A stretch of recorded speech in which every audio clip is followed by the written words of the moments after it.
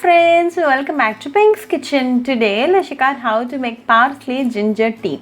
Very easy to make with a very few ingredients. So let's quickly check out the ingredients and get started. Heat a saucepan and to this add 2 cups of water. Keep the flame in medium throughout the process.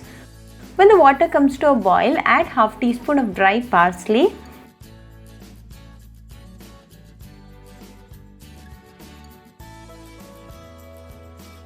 Let this boil for 2 minutes in medium flame.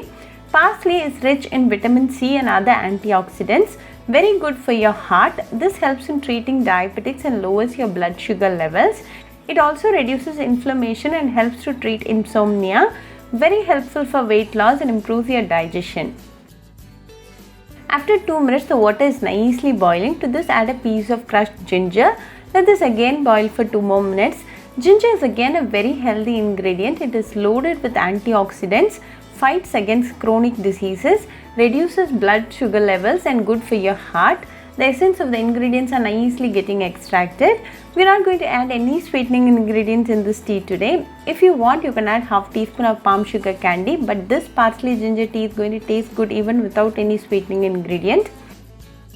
It's been 2 minutes and the flavors of the ginger and the parsley has come together very well. Now off the flame and add a teaspoon of lemon juice.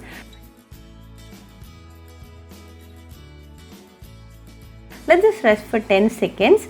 After 10 seconds, strain the parsley ginger tea and serve it nice and hot. You can drink this in empty stomach in the morning for best results. Very easy to make and a very healthy drink. This drink a day boosts your immunity, so do try this parsley ginger tea recipe at your home and write back to me your feedback. I'll meet you all with another interesting recipe. Until then, bye friends. Hope you like this video, so please do like, share, comment and subscribe to Pink's Kitchen channel and click on the bell icon for latest updates.